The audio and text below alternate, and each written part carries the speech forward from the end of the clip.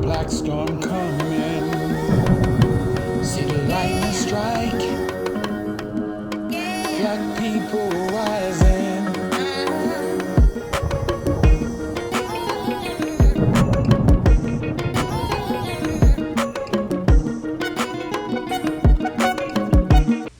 History is a clock that people use to tell their political and cultural time of day.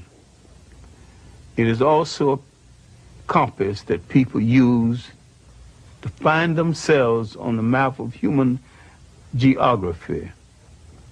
History tells of people where they have been and what they have been, where they are and what they are. Most important, history tells a people where they still must go and what they still must be. The relationship of history to the people is the same as the relationship of a mother to her child. Hello and welcome to another edition of the Umoja Circle. I call this the Black History Month edition, and as you can see at the beginning, I put a little video clip of one of my Jednas, what I call a Jedna the teacher, and this great master teacher who came up with that quote about history as a clock, the great Dr. Henry Clark. I thought was a good person to introduce this particular topic of why we need to understand our history. Why do we even have Black History Month? That's a topic I hear all the time, and especially during this period of time when you hear this anti-history, Black history movement being done by certain portion of the population who wants to get rid of it. These lies about DEI. Why do they think we don't need to understand our own history? It's only through a clear and accurate understanding of the true and often discomforting of the Black experience here. It's very uncomfortable to a lot of people, okay, who are not Black in this country because of the history of this country. But we must speak it. You know, in order to bring change, sometimes you got to live in the discomfort of understanding what went wrong, what was done, and how you could change it. That's one of the reasons that we need to discuss Black history. There are people who are trying to push away from that, but we must not let that happen. I got some statements that I want to go through to bring that point of why we need Black history. First of all, again, I'm going to always use history to illuminate the present, as you can see.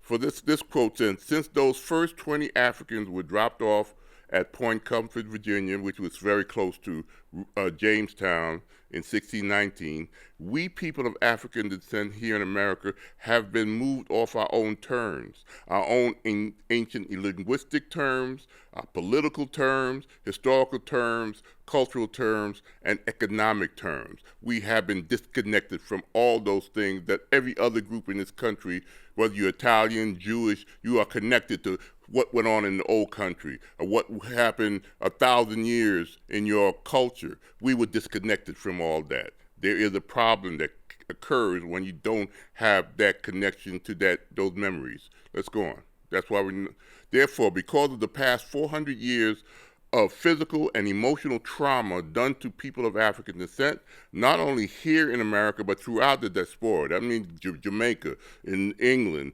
France, Haiti, all these places where our ancestors were dropped off on these horrible ships. The effect is across many different lands, but we'll focus on here in America. The resulting psychological trauma caused a large portion of Black Americans to lose contact with ourselves as an ancient and world-changing people. Many of us don't even see ourselves. Some of us barely know about 1619. There was a book that came out in 2019 that caused a lot of controversy, but is the truth. But we did not start in 1619. Those people also had a history and ancestors. Those Africans, those 20 Africans that came off the ship called the White Lion in Point Comfort, Virginia.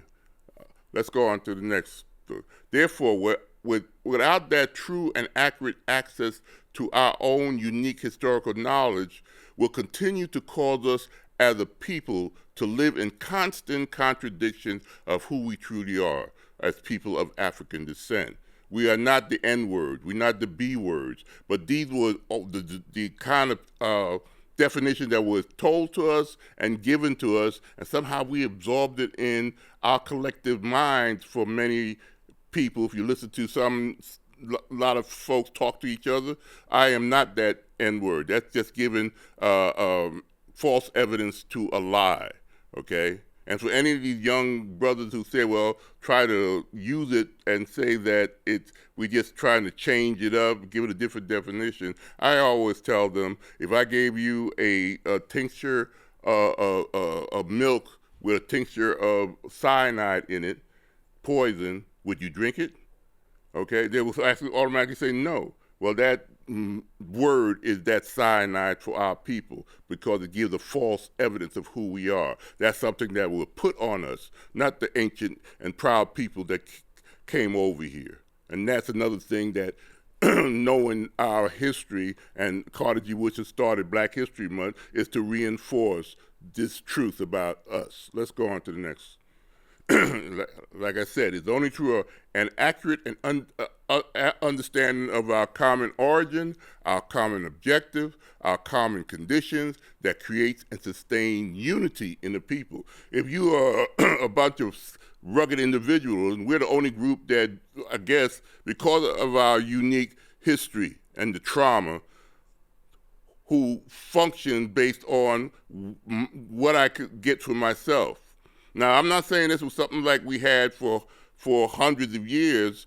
Up until the last 2 or 3 generations, up until the 60s, by the nature of the segregation laws or enslavement, we were collectively put into close contact with each other. So we did things as a collective, like our ancestors did. And you want to know how we survived 400 years? We survived it by collectively working together. Somehow we're slowly losing that connectivity because we are thinking that because we're educated, because now we're allowed since the 1964 Civil Rights Act, that we're individuals. Instead of saying, what can I do with that education, like our ancestors said and did for hundreds of years, up until about 3 generations ago, we're now saying, even though we got smart kids, well educated, but they're saying, instead of a collective, they're saying, what could I do for myself? And it's not their fault, because they got disconnected from that history by the system. Because once you if you don't work together, the collective, then the system will define who you are and tell you who you are. If you go to any other ethnic group, say if I go to one of my Jewish brothers or sisters and I try to define them in the way I see them, they know their culture. They know their ancient culture, and they don't have to be given any history. They'll say, this is not who we are. We know who we are. Because even though they go to schools, might go to public schools, in the evening they go to yeshivas. Yeshivas teach them their culture. If you are of the Jewish faith, you will go to a yeshiva school, regardless of what school and the system try to teach you during the day. You will know who you are, and we got disconnected from that for the last 60 years. Let's go to the next one. An action does not end at the point of its occurrence. It continues to reverberate into the future and across generations. This is what I'm talking about. The actions of what happened in the 60s, even though we got certain laws said that we were free and we were equal, but the action of the system was still racist, and we did not recognize it. The ancestors recognized it as a collective, and we did things about it, but we seem to tend to forget it. This is what the fear of Carter G. Woodson, and this is why we need Black History Month to reinforce and remind us of who we are as people of African descent. It is still important psychologically. Let's go on. Like I'm saying, the psychology of a people is passed down culturally like the DNA is passed down biologically from generation to generation. Okay? Let's go on to the next one. We all carry the minds of those who came before us. When you're born, who were your first teachers? And if they were miseducated by the institution that they had to go to when they were little kids, and they didn't know, there were no black history courses going on, but they'll teach you what they know. And if the information is false, then so too will your definition of self be false. This is what Carter G. Woodson was noticing back then, and when he started the Black History Week in 1926. Let's go on. Because of the system of enslavement, people of African descent have been moved off their own terms again. Okay, that's why I said that earlier. Their own linguistic, to everything that we were and brought with us, we have been disconnected consciously. There's still remnants of our African selves unconsciously when our sisters wear the braids or wear the cornrows. People don't realize how ancient that style is and how it functioned differently than you might think.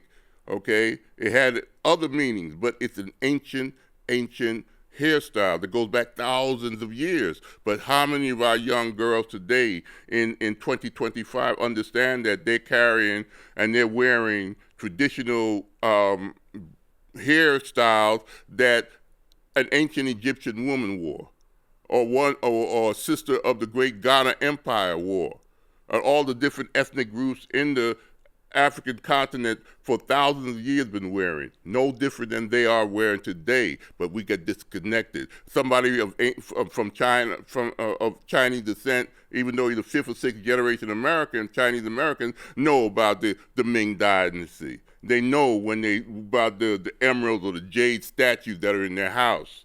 Okay, we got disconnected from that. Okay, let's go on. In another group, if another group's history is imposed on your group and your unique history and experience is ignored, problems will occur. It's quite obvious in many ways in the black community. Let's go on. The present moment is rooted in the past. So if the information about your history is false, so then will your view of your present reality be false. Okay? Know thyself. It's an ancient Egyptian. They say that before you could do anything else, know who you are, how you function within that system. You got to have some type of theory, some type of understanding, a cultural understanding that allows you to approach the world, just like I was talking about the Jewish brothers and sisters who know who they are, and they will not be defined by the world, and how you let the world approach you. They will never accept my definition of them as an outsider, because they know themselves. That's where you need to have Black history. Not only 1 month, okay, that's the month that you express your knowledge. You study the other 11 months prior to that, February. That's what Carter G. Woodson wanted it to be done like. Let's go on. Only through a clear and accurate expression of our historical donation to America can we, as people of African descent, show how we earned our citizenship in America, especially during this period of time, okay? You might have heard about the 13th Amendment or the 14th Amendment, but the 14th Amendment was created for black people, for our ancestors who were freed.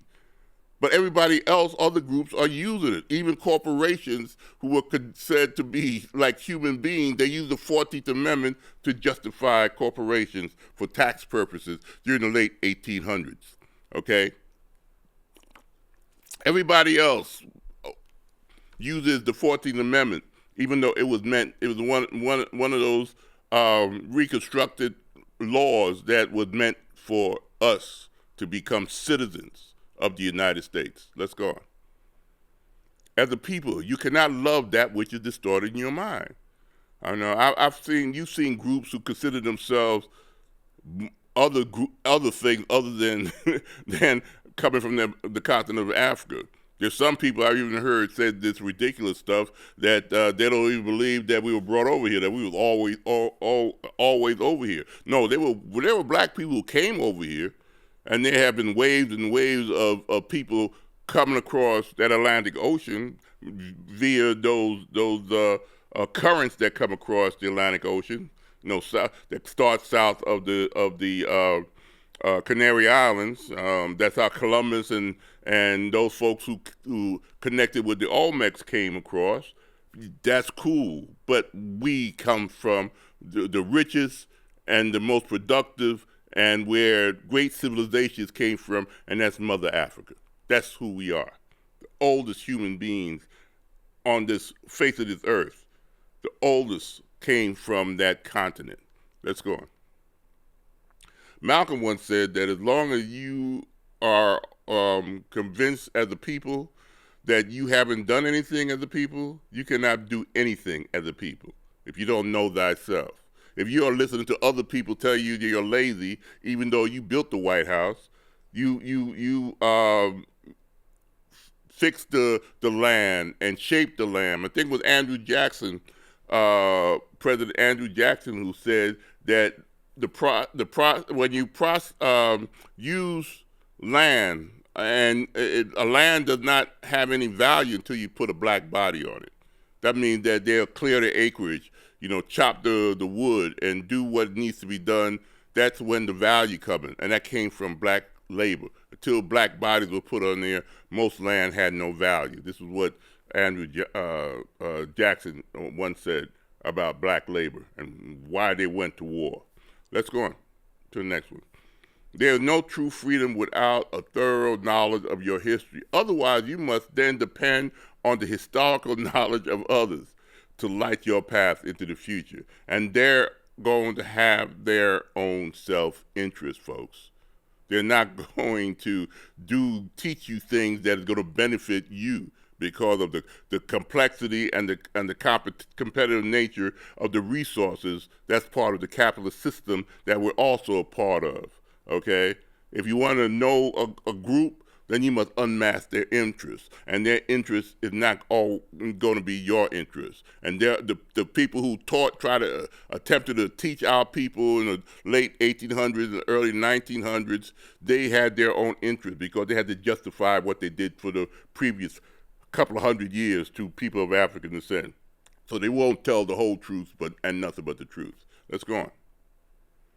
Black History Month is a way of rolling the stone away from the entrance of the dark cave that hides the truth of who we are. That's what we do every Black History Month. Okay, you learn throughout the month. You read the books like I got in front of me, but you bring light into that darkened cave. The word education means to bring out. Okay. To bring out from the darkness. That's what Black History Month is supposed to be done. You study during the week, the months, the first 11 months, and on February, you express what you know. That's what Carter G. Woodson wants to go. Let's go on to the next one. And here's the man, Carter G. Woodson. That's the person that started Black Heritage Month, Black History Month, back in 1926. And you look behind him, and if you look at all the other black scholars, like Dr. Clark, like I talked about, you would find books. That's something that's being neglected today. And that's another thing. This is something I push at the Umoja Circle over and over again. You can't get away from the long, laborious study. Knowing requires thinking, but thinking requires study.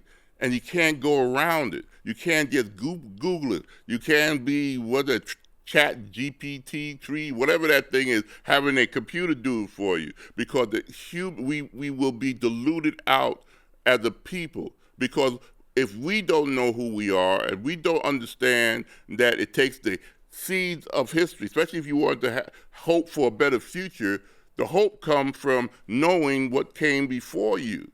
And that's where you pick the seeds up that you need to plant in the present moment to take you into see what grows out of your future. If you just haphazardly plant, you won't recognize what you're putting together in the present moment.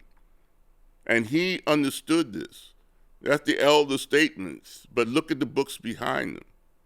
This is, and in the second show, I plan to talk a little bit more about him. Okay, let's go on to the next. This is his famous book, The Miseducation of the Negro. And a lot of people misinterpret the miseducation part. Okay, W.E.B. Du Bois talked about the talented 10th.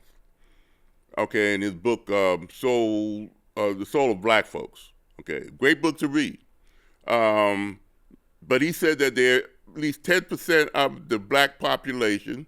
Okay, he was the first man to graduate Harvard, W.E.B. Du Bois, and this man, Carter G. Woodson, was the second one to graduate Harvard. Okay, two different individuals, two totally different backgrounds. Okay, but brilliant black men. But one of the observations of Carter G. Woodson about those talented 10th, he saw that when we sent our young, now not all of them, okay, we had great teachers come back, and I told you about that collective, but some black folks came back even worse than the dominant white group in their arrogance and how they looked at us, because they were educated by the system, and the system told them that only the Western way of thinking, only the Western way of understanding, okay? You don't need that black stuff, especially those who were educated in some of these Ivy League, that were let in to these Ivy League schools. This was what some of the things that Carter G. Woodson understood. So the miseducated people were not the everyday working class black men and women of his time. It was mostly those who went to places like Harvard or wherever they could go to get their education. This is something that we don't talk about at all. How do you live, without knowledge of self? There's going to be problems in your life. Okay, how important is history? For example, if I say these lights fell on my head, and everything that I know from that moment back was gone because, of amnesia, okay? I wouldn't be able to leave this spot. I wouldn't be able to find my car. I wouldn't be able to do anything that I would have done if I was not suffering from lack of knowledge of my past. I wouldn't know where I live, how I got here. You see, every day you function with historical data. It's called memory. I can't move forward. I can't decide what I need to do to make my life better. What books do I read? I wouldn't remember the foods that I enjoy. Yet we are taught and remember and think that as black people, we don't need black history. We don't need to know ourselves. We must believe the ideology that was taught to us to justify enslavement, that we are less than. This is what we have been dealing with for over at least the last 100 years. This is what was going on in the 60s with the Black Power movement, when people were going to sit-ins and like in Cornell University and places like that to justify the need for black study programs. Okay? This is why Carter G. Woodson started Black History Week. This is why we continue to function with Black Heritage Month. Okay? See, no people ignorant of their past can ever function normally. I don't care how much knowledge you have, but it is the type of knowledge that occupies your mind, the type of knowledge that is your memory. See, any community, this is why we also need Black History Month. Any community that is well grounded in its own story, that understands its true origin, that is able to speak with its own voice, will always reflect a stable community. We did that when we had our Black Wall Street. We understood where we were because of the situation that we were in. We created all these Black collective communities. We understand our history, and we collectively did that. Since the 60s, we kind of got away from that collective thought. We started doing that individual. What can I do for me? Not what I could do for me so that I could do for my community, which was the legacy of how we survived 400 years, how we made it to this very day. We have to remember that. And if we don't go back into the past, if we don't read about our history, then whatever is being taught to us will distort that memory. Because if I got hit in the head and I got amnesia, then I am told by somebody who called themselves a doctor that I came from somewhere other than where I was born. I did not graduate the schools that I graduated. I was a dropout. How could I know if that information is true if I don't have memory anymore? I might sense things like Black people do. We know things ain't right, but if we can't articulate it, if we can't speak that truth without that knowledge, then how could you function in the society? All African Americans should know their unique past in order to participate wisely in political dialogue of this country, for we can never intelligently know what is good for us as a people until we intelligently know who we are. And this is what this man was trying to do. I'll continue on the next show talking more about him. But why we need Black History Month? I hope I gave you a little quick overview. Not all, but my reasons why. But I'm going to give you a little interest, more than you usually get. We must not always look at Black history as a reference, but it is a resource. And I'll leave it there. So until next time, peace, hotep, and bye-bye.